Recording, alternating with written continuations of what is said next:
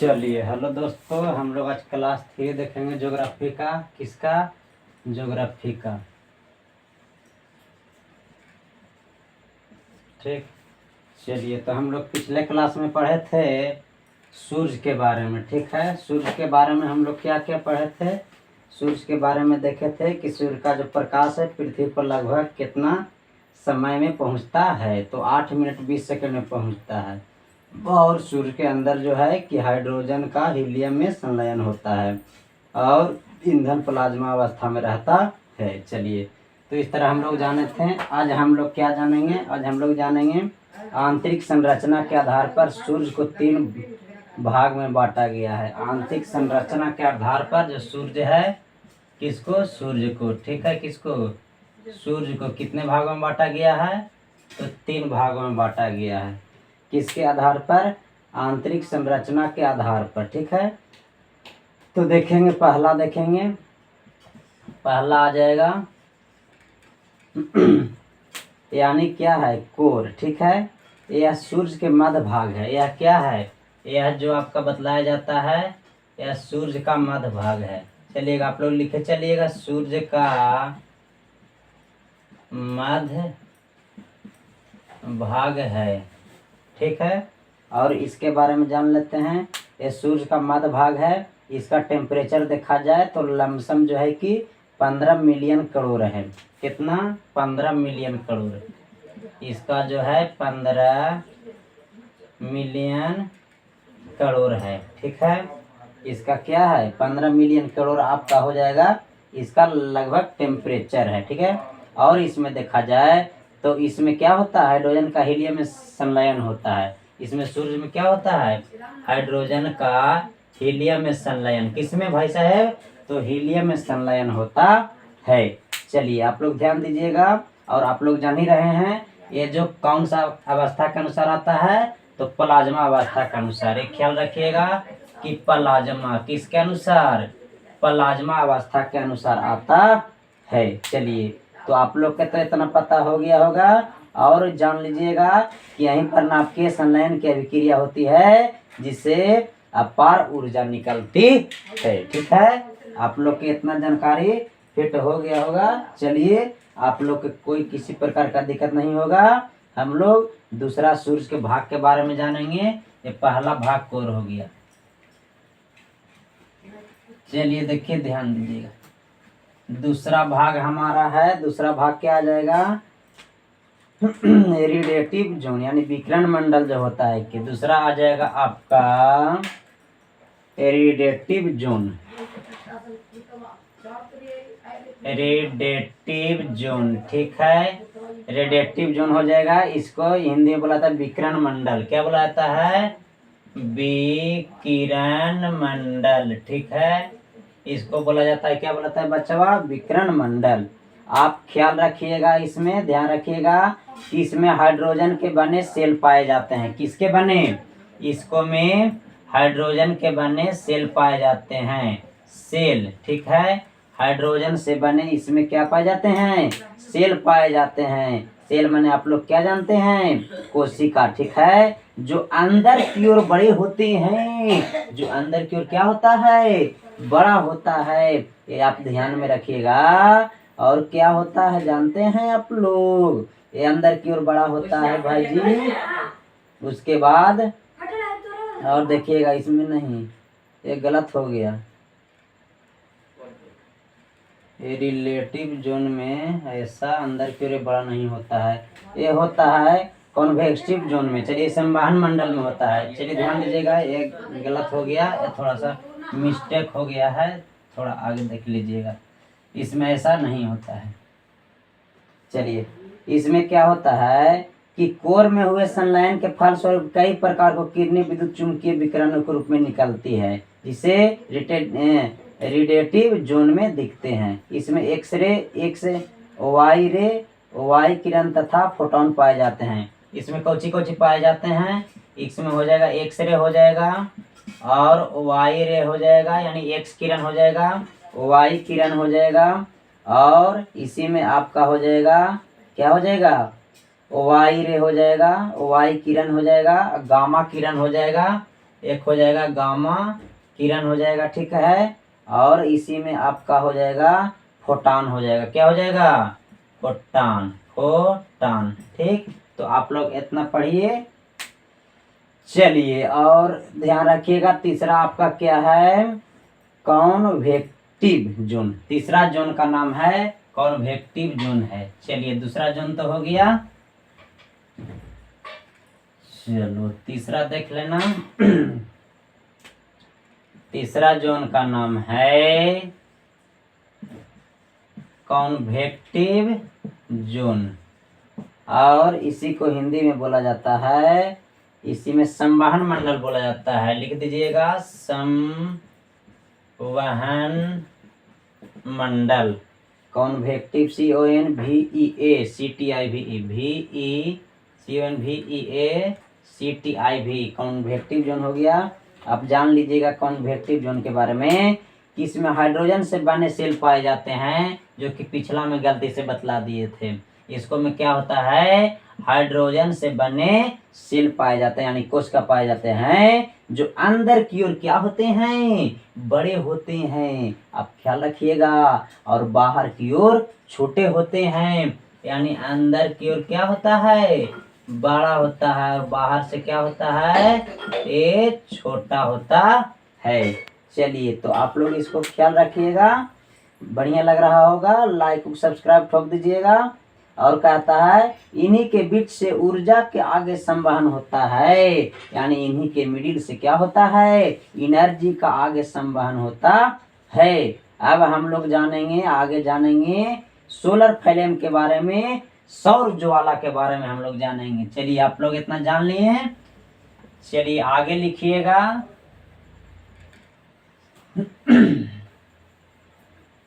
ला ला ला ला ला ला। सौर ज्वाला लिखिएगा, सौर ज्वाला, सोलर फ्लेम। चलिए आप लोग हेडिंग बनाइएगा, सोलर फ्लेम। कहता है कि जब कोर में बहुत अधिक ऊर्जा बन जाती है तो वह सूर्य की तीनों परतों को पार करके हाइड्रोजन को सेल चीरती हुई सूर्य की तरफ को छोड़कर सौर मंडल में प्रवेश कर जाती है, उसे सौर ज्वाला कहा जाता है। आप लिख लीजिएगा फिर से एक बार कि जब कोर में बहुत अधिक ऊर्जा बन जाती है तो वह सूर्य के तीनों परतों को पार करके हाइड्रोजन और सेल चीरती हुई सूर्य की सतह को छोड़कर सौर मंडल में प्रवेश कर जाती है। और बतलाया जाता है कि उस ज्वाला के पास तापमान क्या होता है? बहुत कम होता है। उसके पास ऊर्जा भी कम रहती है और उसे सूर्य वापस खींच लेता है। उस ज्वाला के पास, आप समझ ही गए। और क्या होता है? उस ज्वाला के पास तापमान अधिक रहता है, वह सौर मंडल के दूसरे ग्रहों तक पहुंच जाती है। जब ये पृथ्वी के करीब से गुजरता है ना भाई जी, तो गुरुत्वाकर्षण के प्रभाव में आकर पृथ्वी पर गिरने लगता है, किंतु वायुमंडल उसे विचलित कर देता है और पृथ्वी को जलने से रोकता है। इस कारण 3 घटनाएं उत्पन्न होती है। पहला घटना क्या हो गया? पृथ्वी पर संचार में बाधा आती है। पहला जो घटना है, पृथ्वी पर संचार में घाटा आना। दूसरा घटना है, एक ध्वनि उत्पन्न करती है जिसे भैलसुर कहते हैं। एक ध्वनि उत्पन्न करती है जिसे क्या कहते हैं? भैंसुलूर कहते हैं, VALSUR कहते हैं। लिख दीजिएगा। तीसरा लिखिएगा कि एक रंगीन प्रकाश उत्पन्न होता है जिसे अरोरा कहते हैं। एक रंगीन प्रकाश उत्पन्न होता है जिसे क्या कहते हैं? जिसे अरोरा कहा जाता है। अरोरा कहा जाता है। चलिए आप लोग लिख लिए होंगे। और इसमें कहता है कि उत्तरी गोलार्ध में इन प्रकाश में अरोरा बोरियोलिस तथा दक्षिणी गोलार्ध में इस प्रकाश को अरोरा ऑस्ट्रियोलिस कहते हैं। ठीक है, यानी उत्तरी गोलार्ध में क्या कहते हैं, देखिएगा इसको उत्तरी गोलार्ध में, कौन सा गोलार्ध में, हाँ उत्तरी गोलार्ध में क्या कहते हैं, उत्तरी गोलार्ध में हो जाएगा बोरियोलिस, यानी अरोरा को क्या कहते हैं, बोरियोलिस। बोरियोलिस लिख दीजिएगा, बोरियोलिस। और दक्षिणी गोलार्ध में ऑस्ट्रियोलिस, और दक्षिणी गोलार्ध में लिख देना है दक्षिणी गोलार्ध में लिख देना है, गो से गोलार्ध आप समझ लीजिएगा, ऑस्ट्रियोलिस, ऑस्ट्रियोलिस। चलिए इतना तो आप लोग के समझ में आ गया होगा बढ़िया से। चलिए आगे देखना है, ध्यान देना है हम लोग के।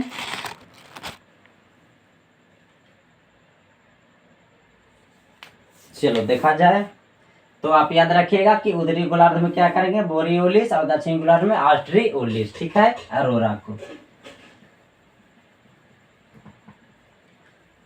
चलिए अब हम लोग बढ़िया बढ़िया पॉइंट जानेंगे कुछ जो कि आपको एग्जाम में पूछने वाला है।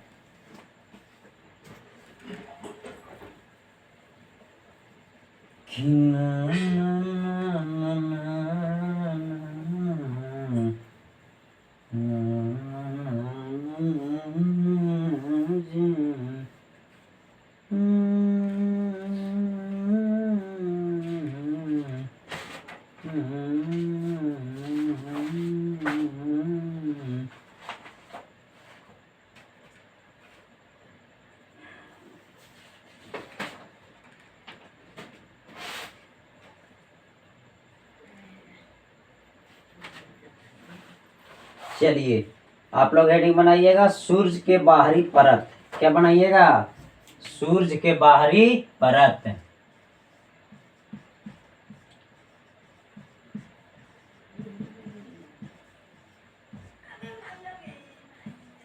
सूर्य के हो गया बाहरी परत। ठीक है, आप हेडिंग बना दिए। देखिएगा, ध्यान में रखिएगा कि सूर्य के बाहरी उसकी 3 परतें हैं। कै गो परतें हैं, 3 गो परतें हैं। सूर्य के बाहरी कै गो परत हैं, इसके जो हैं कि 3 परत हैं। कै गो हो गया, 3 परत। इसको सूर्य के बाहर में जो परत बतलाया जाता है, यानी 3 गो परत है। पहला आप लिख दीजिएगा प्रकाश मंडल। क्या लिखिएगा, प्रकाश मंडल। और आप दूसरा लिख दीजिएगा वर्णमंडल। दूसरा लिखिएगा वर्णमंडल। आप तीसरा लिख दीजिएगा, तीसरा हो जाएगा, क्या हो जाएगा तीसरा, किरीट। तीसरा हो जाएगा किरीट या मुकुट। क्या हो जाएगा, किरीट, किरीट या मुकुट। क्या हो जाएगा, किरीट या मुकुट। ठीक है, तो पहला याद रखिएगा क्या हो जाएगा, प्रकाश मंडल। दूसरा हो जाएगा वर्णमंडल। तीसरा किरीट या मुकुट। ठीक है, तो अब हम लोग जानेंगे प्रकाश मंडल के बारे में। किसके बारे में जानेंगे, प्रकाश मंडल के बारे में। चलिएगा बारी से हम लोग तीनों के बारे में जानते हैं, ध्यान दीजिएगा बढ़िया से।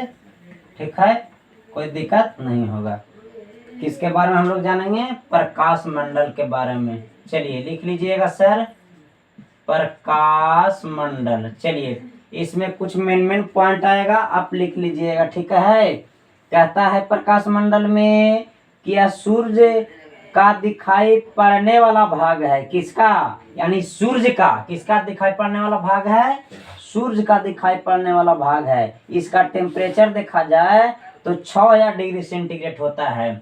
इसका तापमान की बात करें, किसका बात करें, तापमान की, तो ये हो जाएगा 6000 डिग्री सेंटीग्रेड। कितना, 6000 डिग्री सेंटीग्रेड। आप लोग याद रखिएगा।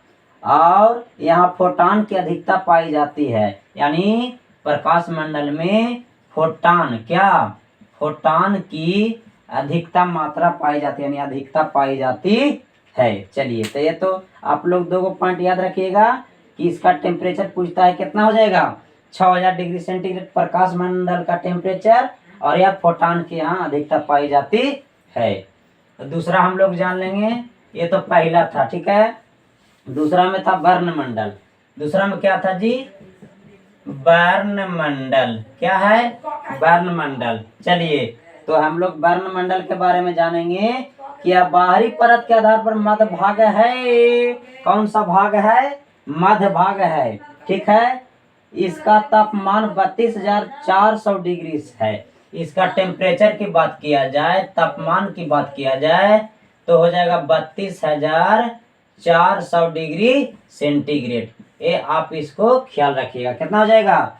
32,400 डिग्री सेंटीग्रेड इसका टेम्परेचर हो जाएगा। और कहता है कि क्रोमोस्फीयर ने गैसों के उठते प्रवाह को स्पिक्यूल कहते हैं। इसे सूर्य का वायुमंडल भी कहते हैं। चलिए, इतना आप लिख लीजिएगा। आपका तीसरा क्या है? तीसरा आप बतलाइएगा। तीसरा बतलाए थे मुकुट या किरीट। क्या हो जाएगा? मुकुट या किरीट। चलिए, मुकुट या किरीट हो जाएगा। यह सूर्य की सबसे बाहरी परत है। कौन सा परत है? यह सूर्य की सबसे बाहरी परत है, ठीक है। ये सूर्य की हो गया, बाहरी परत हो गया। और कहता है कि जो लपट के समान होती है, इसे केवल सूर्य ग्रहण के समय देखा जाता है। जो आपका मुकुट है, इसको आप ओनली फॉर सूर्य ग्रहण लगेगा तभी आप देखिएगा, ठीक है। और उसके बाद कहता है इसका तापमान 27 लाख डिग्री सेंटीग्रेड होता है। जो इसका टेम्परेचर की आप बात कीजिएगा, तापमान की, तो होता है 27 लाख डिग्री सेंटीग्रेड। ये भी आप याद रखिएगा, यानी 27 पर 50, ठीक है, डिग्री सेंटीग्रेड, है ना। 27 लाख डिग्री सेंटीग्रेड किसका हो गया? मुकुट का। तो प्रकाश मंडल का 6000 डिग्री सेंटीग्रेड, और वर्णमंडल का 32,400 हो गया, और प्रकाश मंडल का हो गया 27 लाख डिग्री सेंटीग्रेड। तो सबसे ज्यादा किसका हो गया? मुकुट का हो गया, है ना जी लेखवा। चलिए, इसी प्रकार हम लोग आगे बने रहेंगे, देखेंगे, ध्यान दीजिएगा। चलिए, हम लोग अब जानेंगे बढ़िया से सूर्य के बारे में, सन के बारे में। सूर्य, इसको इंग्लिश में क्या बोलते हैं? सन बोलते हैं, ठीक। ये हो गया। चलिए, बहुत बढ़िया बढ़िया बात है इसमें कि सूर्य में 75% हाइड्रोजन, इसमें जो है कि हाइड्रोजन की मात्रा कितना? 75%। ये आप ख्याल रखिएगा। और कहता है, ये हो गया हाइड्रोजन की मात्रा किसका? इसको ऊपर लिख देते हैं, इसको नीचे लिख देते हैं। यानी सूर्य में जो हाइड्रोजन हो गया, ये कितना? 75%, ठीक है। और हाँ, यानी सूर्य में हाइड्रोजन 75%, और 75% हाइड्रोजन में क्या है? 24% हीलियम है। ये जो आपका 75% क्या है? हाइड्रोजन है, और इसी में क्या है? 24% आपका क्या है?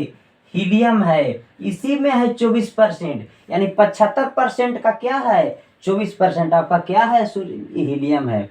यानी सूर्य में 75% हाइड्रोजन में तथा और 24% हीलियम है ना।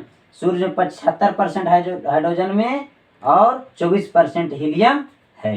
ये ख्याल रखिएगा। शेष तत्वों की मात्रा 1% में ही निहित है। कितना है? 1% में ही निहित है। सूर्य का द्रव्यमान पृथ्वी से 3,32,000 गुना है। ये जो सूर्य का द्रव्यमान है, इसका जो द्रव्यमान है, द्रव्यमान पृथ्वी से कितना है? पृथ्वी से 3,32,000 गुना। लिख देना है, पृथ्वी से 3,32,000 गुना है, ठीक है। सूर्य का द्रव्यमान क्या है? पृथ्वी से 3,32,000 गुना है। चलिए, आप लोग लिख लिए होंगे।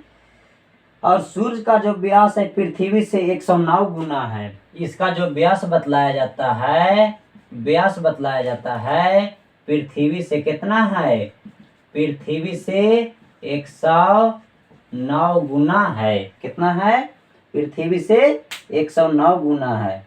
सूर्य का गुरुत्वाकर्षण पृथ्वी से 28 गुना है, और इसका जो गुरुत्वाकर्षण है ग्रेविटेशनल है, गुरुत्वाकर्षण है, इसका जो गुरुत्वाकर्षण बतलाया जाता है पृथ्वी से 28 गुना है। कहाँ से?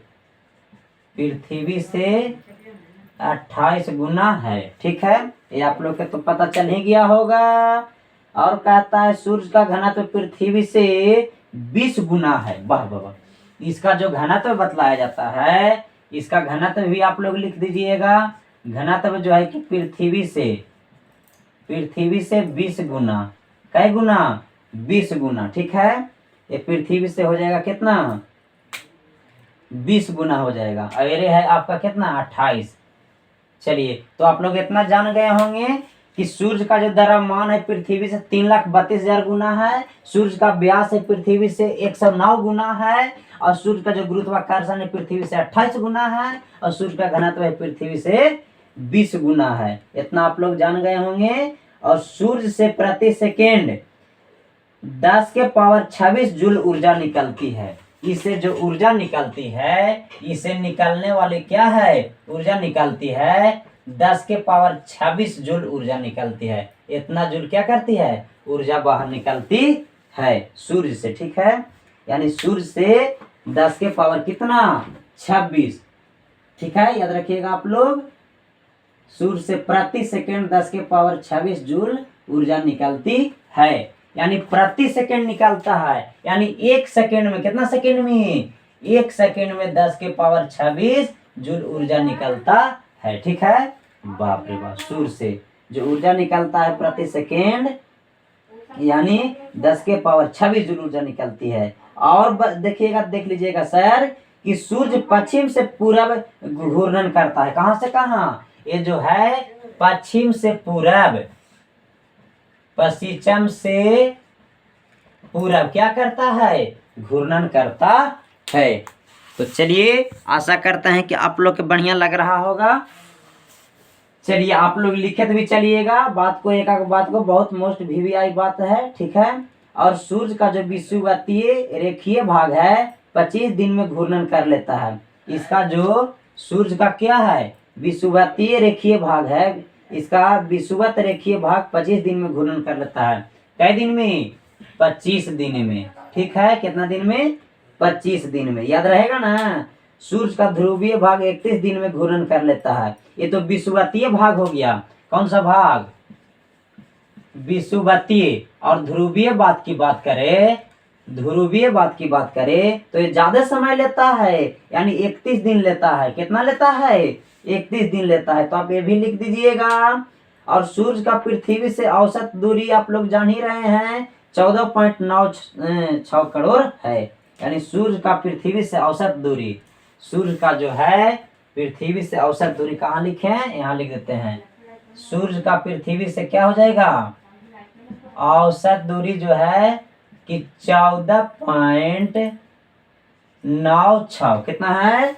14.96 करोड़ किलोमीटर, यानी करोड़ किलोमीटर है।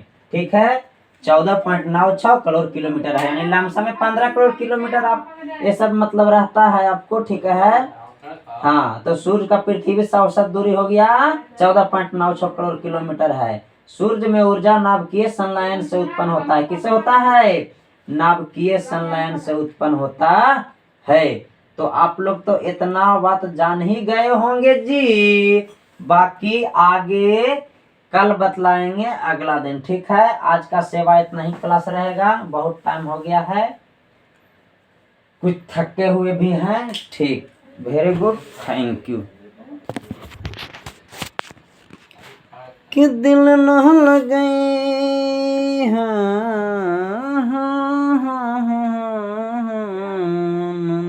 न दाने बिरान लगे।